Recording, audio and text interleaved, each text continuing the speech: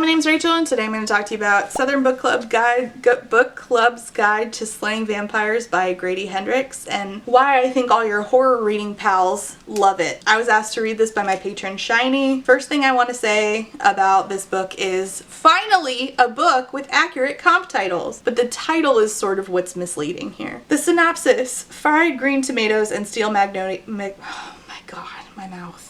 Okay. The synopsis: fried green tomatoes and steel magnolias meets Dracula in this southern flavored supernatural thriller set in the 90s about a woman's book club that must protect its suburban community from a mysterious and handsome stranger who turns out to be a blood-sucking fiend. Patricia Campbell has always planned for a big life, but after giving up her career as a nurse to marry an ambitious doctor and become a mother, Patricia's life has never felt smaller. The days are long, her kids are ungrateful, her husband is distant, and her to-do list is never really done. The one thing she has to look forward to is her book club, a group of Charleston mothers united only by their love for true crime and suspenseful fiction. In these meetings, they're more likely to discuss the FBI's recent siege of Waco as much as the ups and downs of marriage and motherhood. But when an artistic and sensitive stranger moves into the neighborhood, the book club's meetings turn into speculation about the newcomer. Patricia is initially attracted to him, but when some local children go missing, she starts to suspect the newcomer is involved. She begins her own investigation, assuming that he's a Jeffrey Dahmer or Ted Bundy. What she uncovers is far more terrifying, and soon she and her book club are the only people standing between the monster they've invited into their homes and their unsuspecting community. I would say that it's actually not soon. I would say eventually she and her book club are the only people standing between the monster. Again, like that, and the title itself is a little, like, it's cute, but it's a little misleading as to what we actually get. I liked what we got. I just feel like the title didn't actually convey what we were getting. What I thought this was going to be like them starting to read books and figuring out vampire lore and then using that to take this vampire down, and that's not what happens. The Southern Book Club's Guide to Slaying Vampires is a captivating horror novel that seamlessly blends elements of Southern Gothic humor and spine-chilling suspense. Written by Grady Hendrix, the novel transports readers to the quaint town of Charleston, South Carolina in the 1990s. That is accurate, yes. I did feel transported to South Carolina in the 1990s, true. You know that song that people were obsessed with last year, that You Make Me Do Too Much Labor song? It's not an act of love if you make her, you make me do too much labor. That's sort of the anthem of this book's characters, except they would never admit to that until the very end. And some of them would never admit to it even after all they went through. The title, again, is cute but misleading. It's not really what the book is. That's like a smidge of this book at the very end. What this book is actually so much more than I thought it was going to be. The other idea where it's like a book club reading books how to take down vampires is a cute idea, and I would still like to see that in a book. But what this was something different and something important, and I was very surprised by this. I'm happy to tell you that I love this book. This is the first book I finished this year in 2024, and I rated it 4.5 stars. I'm excited to tell you about why, because while it's not really exactly what you're thinking it is by the title, it is a great book about a subject that I never see, and frankly I'm surprised and glad to see this happen, but very surprised that this was written by a man. Let me tell you some of the trigger warnings, because there's a lot and I wasn't expecting some of them. Death, dead bodies, sexism, racism, murder, people and animals being eaten alive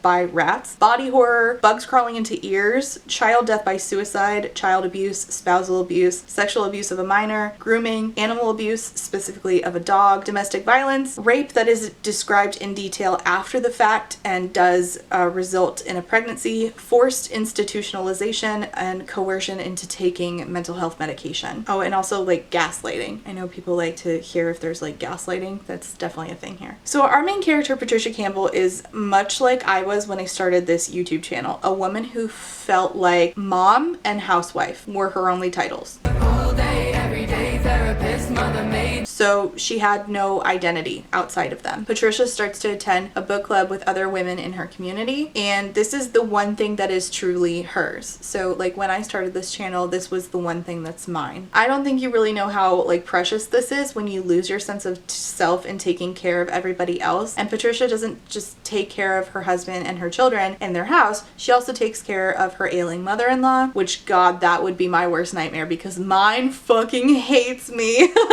Patricia Patricia's doesn't suck as much as mine does, but damn, she is terrible. Patricia's kids they're older than mine, and later in the book they are teenagers, which is something I can't relate to, but there was a lot of care and intention in writing how further isolating and dehumanizing it is when your kids get older, because these like little people who you do everything for are now bigger people who you do everything for, and they don't want to fucking be around you. They're doing their own thing. And Patricia's husband is a dick, but he thinks he's very nice. This I cannot relate to. My husband is actually a nice person. As we all know, Carlos is the real MVP. Patricia's husband Carter, though, he can get fucked. The only thing that Patricia has is her newfound true crime book club that she attends with several other women: Grace Kavanaugh, Kitty Scruggs, Slick Paley, and Mary Ellen. All of them, to one degree or another, are dealing with the same issue that Patricia is, feeling like they solely exist to take care of others. You make me do too much labor. Some of them recognize that more than others do. So book club is a place they just can be themselves. It is the one thing they have that is just theirs, doing something for themselves and with each other. One night, Patricia is attacked by an elderly woman neighbor, an old woman named Anne Savage. This is where I tell you that, again, we have a lot of body horror going on in this book. If you cannot handle body horror, if you can't even hear about it, I would suggest you click off, because I'm going to mention it a few times. So this old lady is acting sort of rabid and attacks Patricia. She bites off part of her ear. The old lady dies after the attack. Patricia goes to the old lady's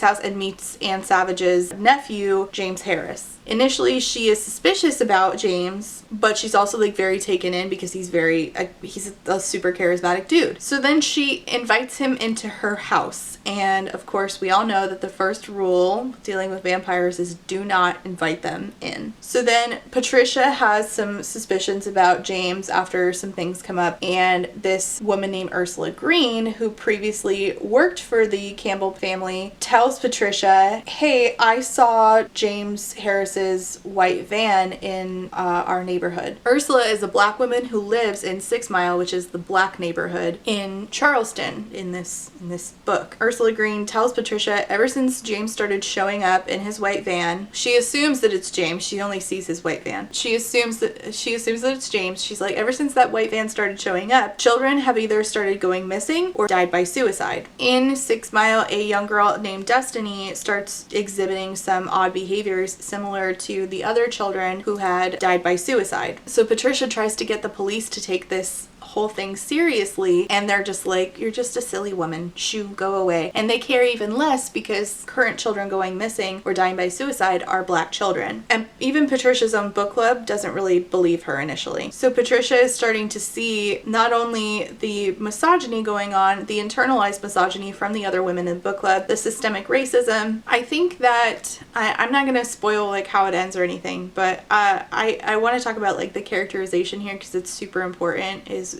what we're doing. I would say there's like a good balance between plot and character, but what really shines is like the character work here and like what's going on with these people internally. Hendricks does a really good job in creating these like rich, relatable characters who are also very flawed humans. So Patricia is a mom and wife, but she used to be more, she wanted to be more, and there's a certain level of resentment that she has not fully realized yet that she has about where she's at in life. The other members of this book club she's in are in similar places, but they are not all the same, which is really nice. They're all at different levels of this. And then you have all of these men that they are married to who all suck in different ways. And then you have James Harris, this, possible vampire who is like enigmatic and got a lot of charisma, but then also there's something like very menacing there that you can't quite put your finger on, and neither can Patricia. She's trying to talk herself out of it, and so are you in a way. This book also does great with setting. Like it says it'll transport you to Charleston in the 90s. That's true. You do feel like you're there. It's got that southern hospitality stuff juxtaposed with like this encroaching darkness that makes for like a super atmospheric reading experience. And I'll be honest, I don't love southern charm. I grew up in the South. I grew up in a county called Polk County, Florida, which is like they're still running around waving Confederate flags down there, over there, and it's like southern evangelical white essence sort of condensed, and in my mind I associate southern charm with that. Pretentious white women who go to church on Sunday and do a lot of homophobia and racism Monday through Saturday. But this really does nail what it feels like to be in that setting, and it didn't make me uncomfortable like actually living in Polk County, Florida does. I think Grady Hendrix was like very intentional about this, very intentional in everything that he did in this book, which is why I gave it such a high rating. He slipped in a line about Bob Jones University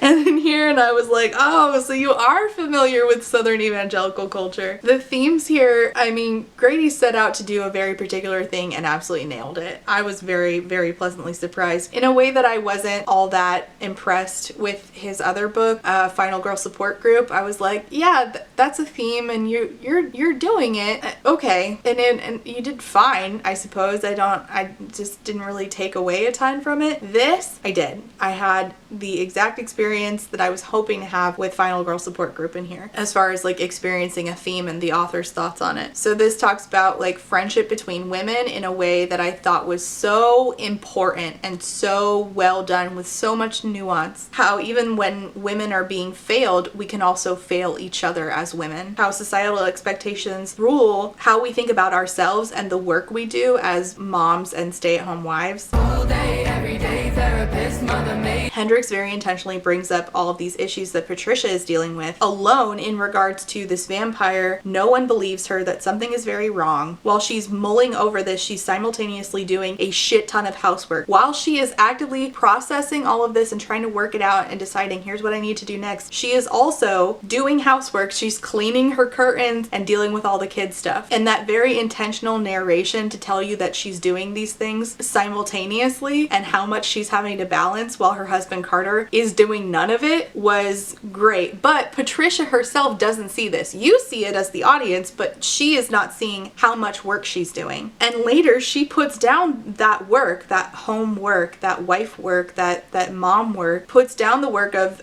the person doing home labor and is the primary parent. And it's one of her friends who says, hey, what we do is valuable. Like, fuck you. It's not nothing, is what she said. And I was like, it's not nothing. It matters. And yet, here's the nuance of this women friendship is this same friend isn't this like, you know, like good or bad, black or white person ethically. All of these women show varying degrees of resilience in the face of adversity with what's happening, but this same friend abandons other women in this group. And one of them says this great line about that. What are you made of that lets you walk away from your friends?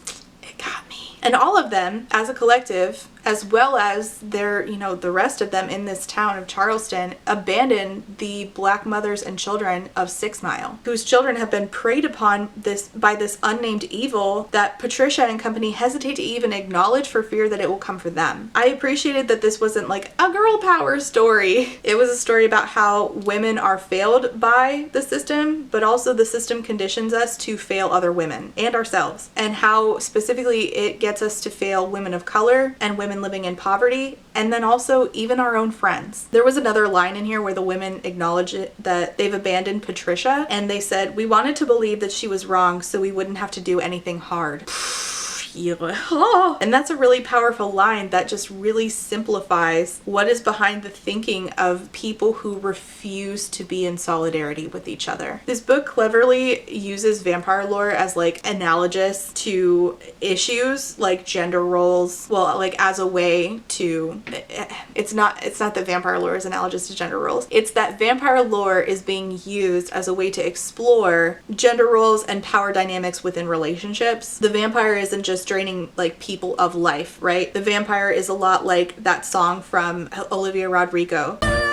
Sucker, fame fucker, bleeding me dry like a goddamn vampire. It's bleeding the community dry. It's bleeding families dry. And this is mirrored in how the men, the husbands, bleed their wives dry of life because they see them as less human. And then also the women this is happening to are allowing these black families over in 6 Mile to be drained of life literally and figuratively because they don't value them. Grady Hendrix' writing style just seamlessly blends all of this together. I mean, just an incredible like craft here. It's really immersive. It's really engaging. It's got super witty dialogue. I even laughed a couple times, which is pretty rare. The author really skillfully balances like horror and funny, and you've got like, you're very entertained, but you're also kind of frightened. I will say there was a bit of a lull in the first third, which is why part of why I didn't give this a 5. I gave it a 4.5. But once it picked up in the second third, it stayed at an uphill climb that I found satisfactory. When it changed to 3 years later, I was concerned initially, but I was pleasantly surprised at how seamless that changeover was. I don't like change, so when we have a fast forward, I'm always very wary, but this was a well done fast forward that greatly enriched the story. The writing of gore and body horror here is disgusting.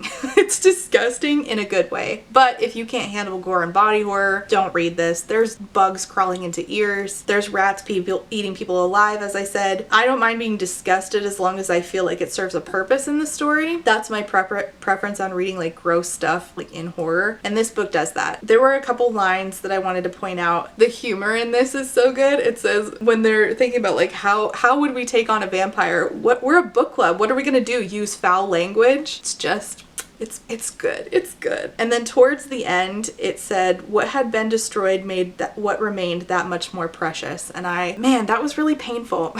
As a mom who's the primary parent and somebody who's been a stay-at-home wife a long time, I mean the primary parent in the sense that like Carlos does like the same amount of like emotional parenting that I do, but I'm the main drop off and pickup. I do the IEP meetings. I do all the emailing with the teachers. I set up all of the doctors and dentist appointments and specialist appointments, and I'm typically the person who goes to them. So that's what I mean, because I have a job that allows me to stay at home, and also like the kids stuff is a job in and of itself. So I'm the primary parent in that I'm dealing with that. So all that to say, as the person who's a primary parent, a stay-at-home wife for a long time, this is a book that I feel deeply seen by, and I was not expecting that, and I can't thank Grady Hendrix enough for really being so understanding and compassionate about what it means to fill that role and what it means to juggle those roles, and how it can slowly feel like everything that is you has been drained and what you are is just this husk of a human who is just existing to serve others. This is a really difficult thing for me to try to explain to somebody who's never been a primary parent and never been a stay-at-home spouse doing all the homework. And I think that if you don't go into this book understanding that Grady Hendrix is really making a lot of like allegories and commentary and centering that experience in particular, I don't think you're going to have as good of a time. And I think that part of the issue with that is the way that the synopsis is written, and the title makes it seem like you're going to get something else out of this book that you're not really getting. But damn, if you do go into this book knowing that that is the centered theme, you're going to have a lot better of a time. So all this to say, 4.5 stars. I loved it. I really want Carlos to read this one. He's gonna love it. He liked more than I did Grady Hendrix's other book, the one about Final Girls. I thought it was fine. I just didn't love it, and I figured out the ending and I was like, this is swamp wamp.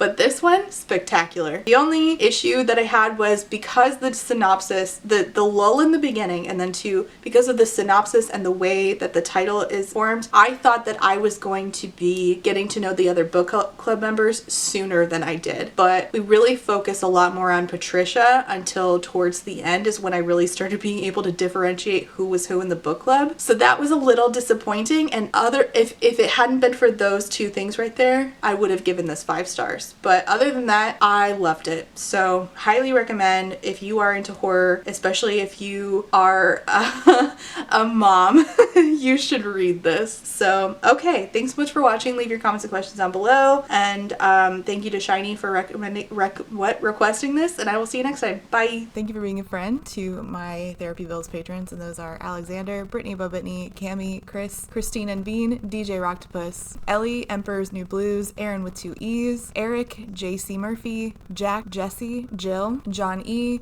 Julie D, Kille No K, Casey McKenzie, Kate W, Caitlin M, Quinn, Lady Kittybug, Lex, Lemon Jelly, Max B, Mixer Boneless, Night Owl Reader, Alice, Rachel C, Rain, Reese, SJ, Samar, Scarlett, Shadow Auntie, hi Peggy, Shiny, SMK, Steph B, 2 Orbit, Chai Guy, and the Salem T. Lynn. Thank you all so much for being here and being a friend. I super appreciate you. And last but not least, I have to say thank you for being a friend to my Potato Starch Marxist patrons, and those are, my favorite flavor is Rachel.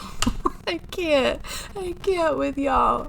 Oh my god. My favorite flavor is Rachel, Alicia H, Amanda, Andy, Angelica, Angry Otter, Anita, Artie the Ninth, Ashley H, Ava, Ballads and Bookends, Beck L, Blake, Lemon Pants, Blythe, Bookish Bats, Bookish Brainrot, Bree, Caitlin, Cardinal Ginger, Carlin, Casper, Kate W, Catherine, Kathy, Chris, CJ, Clementine, Cole, Colleen, Corwin, Cosmic, Danielle M, Darren, Deborah B, Diet Goth, Dorian, Ebby, Ember, Emerald Dodge, Emily A, Emily L, Emma, Aaron, Ezra Moon, Fiona M, Hannah C, Harpy Kuro, Haley G, Ilianaka, India Inks, JM Tennant, Jay is on Olympus, Jelly, Jen Michelle, Genderqueer, Jenny G, Jessa Sue, Jillian, Jojo Bookish, Jess Pugsley, Kai, Kat, Catherine, Katie, Kayala, Kendra, Kiara, Laughing Cat Dog, Laura G, Lauren G, Lazarus Ray, Library of Scars, Lisa B, Lisa L, LP, Luciri, Lustful Octopus, Martin,